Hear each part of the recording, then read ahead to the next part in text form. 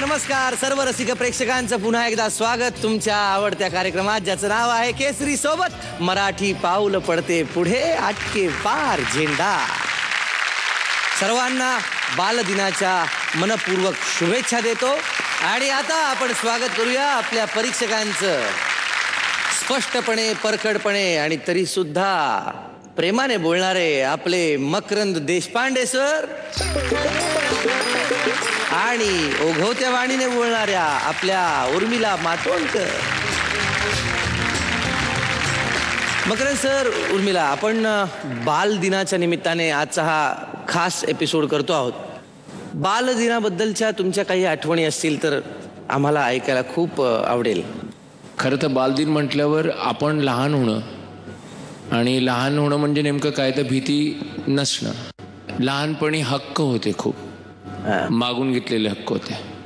मला एवढं आठवतं आहे की मी क्रिकेट खेळायचो आणि माझ्याकडे नेमका एक ग्लव नव्हता, कारण का एक हरवला होता. तर तेव्हा मी एका सिनियर क्रिकेटरकडनं हक्काने तो एक ग्लव फक्त, आणि एक ग्लव मागता येत नाही बरं का, अख्खी जोडी मागावी लागते. म्हटलं मला तो तुमच्या त्या हातातला तो ग्लव द्या. आणि दिला त्याने. तर त्यांनी सांगितलं की अरे असं काय. मी म्हटलं माझी मॅच आहे आत्ता, आणि मी चक्क तो ग्लव घेतला आणि मी खेळलो.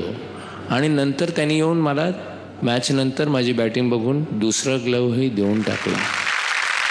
मला सांगायचं झालं तर मला असं वाटतं की बालदिन हा मला आवडतो पण आणि नाही आवडत पण. कारण मला ते लहान मुलंच इतकी आवडतात की मला असं वाटतं प्रत्येक दिनच बालदिन असला पाहिजे.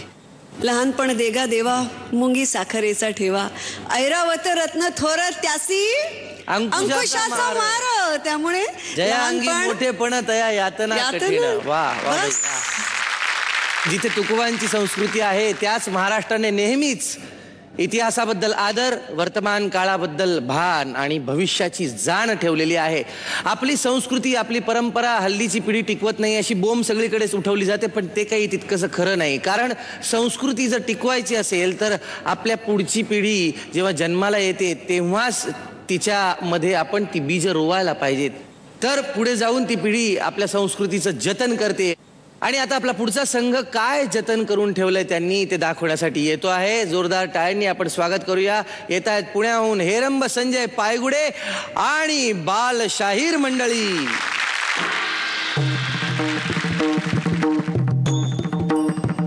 छत्रपती श्री शिवाजी महाराज की जय.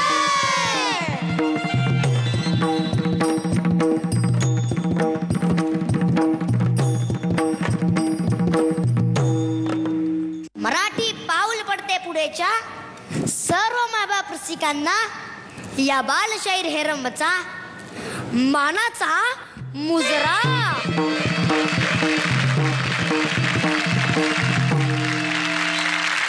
तर ऐकूया पोवाडा प्रतापगडचा रणसंग्राम.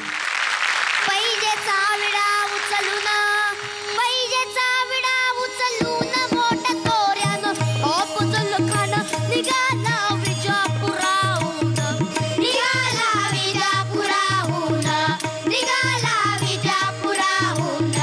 आणतो मी शिवाजीला पकडून, आणतो मी शिवाजीला पकडून, परला खान शिया परून.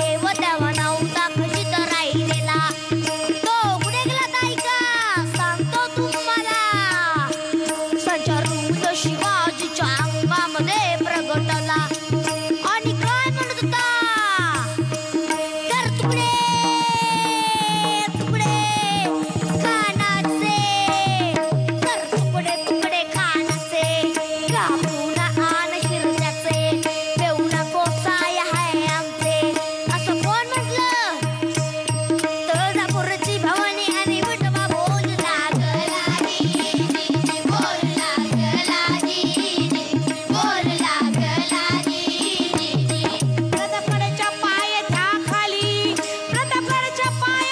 खाली भेट ठरविली तयारी केली शामियाना खास उभारून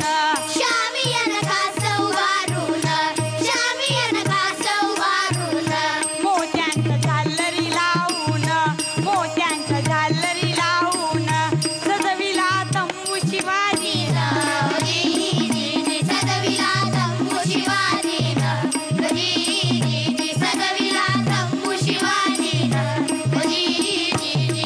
चिरटोप घातलं डोक्याला शिलकत घातली अंगाला बरजरी जगा चढविला वागणखे घातली बोटाला लटकवली भवानी तलवार डाव्या कमरेला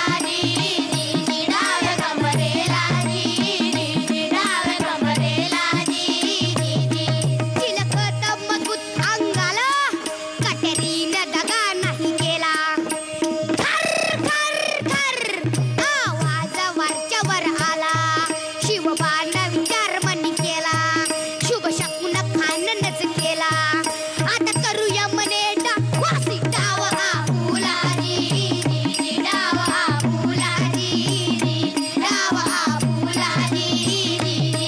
वगनके बसून कानाचा गोंधळ पाडला आतड्याचा गोळा पोटात बाहेर काढला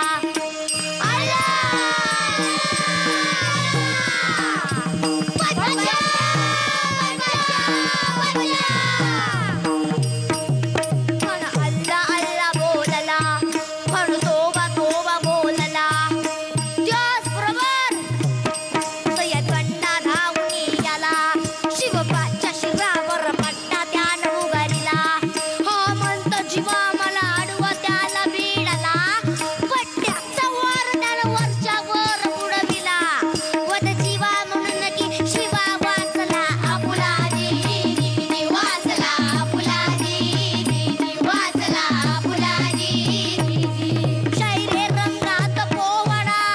शैरे रंगात पोवाडा मर्दन होय का सवाल रोकडा बंधूंनो एक वारे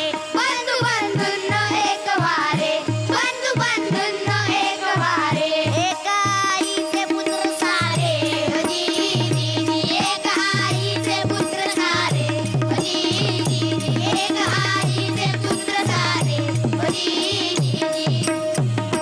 छत्रपती श्री शिवाजी महाराज की जय मराठी पाऊल पडते पुढे आटे वर झेंडा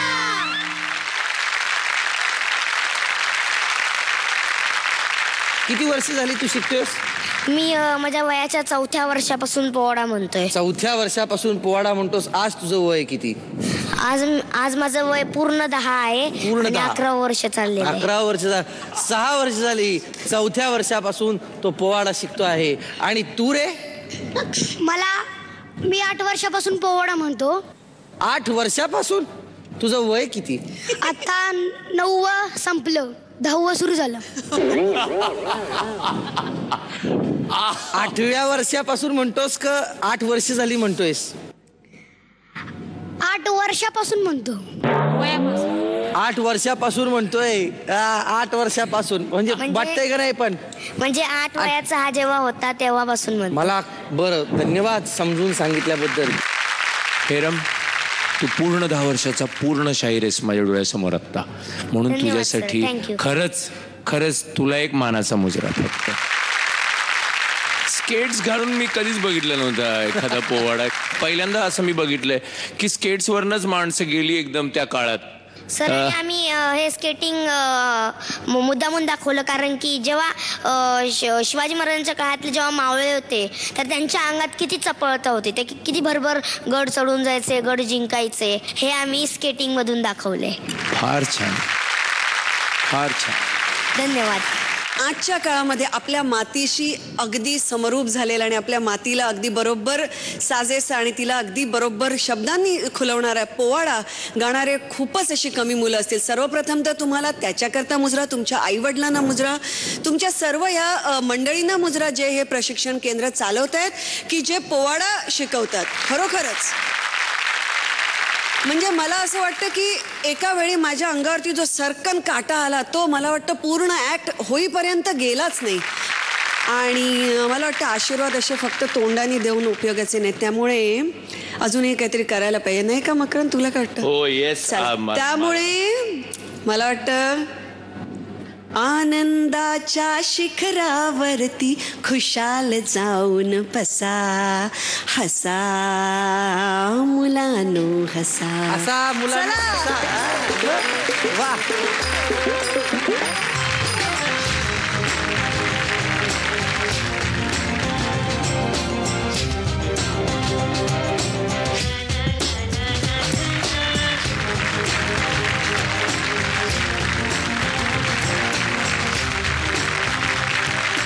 मी काय म्हणतो की आता परीक्षक आपल्याला तिथे जाऊन पदकं देणार, मग ते अनाऊन्स करणार 10 पैकी 9 किंवा 10 पैकी 10 असं करण्यापेक्षा तिकडच्यापेक्षा इकडे जरा कमी अंतर आहे ना.